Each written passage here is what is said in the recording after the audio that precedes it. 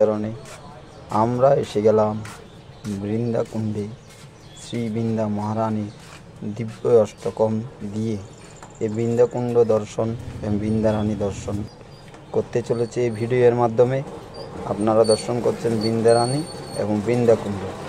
তো অপূর্ব এই লীলাস্থলী বৃন্দাকুণ্ড, যে বৃন্দাকুণ্ডে নামকরণের স্বার্থে যে লীলাদি হয়েছিল, এখানে বৃন্দারানী গুপ্তভাবে এক রাত্র যাপন করে এই কুণ্ডে স্নান করেছিলেন। এই সেই কুণ্ড, যিনি নাকি ভক্তিরানী, যার কৃপা বলে ভক্তি অর্জিত হয়, সেই ভক্তিরানী শ্রীমতী বৃন্দা।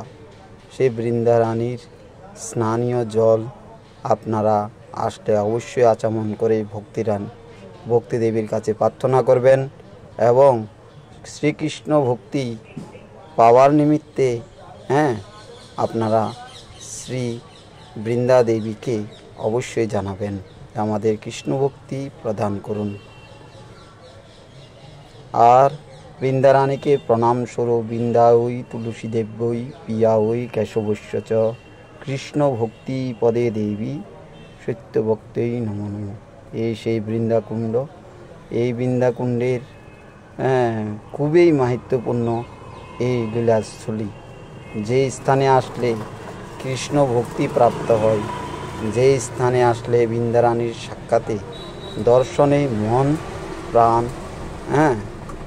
এবং আকুল হয়ে যায় কৃষ্ণ প্রাপ্তির নিমিত্তে। তাহলে চলুন আপনারা দর্শন করতে থাকুন এই বৃন্দাকুণ্ড। তা আমি বৈষ্ণবচরণ, আপনাদের চরণের দাস, এখানে বিদায় নিচ্ছি। রাধে রাধে।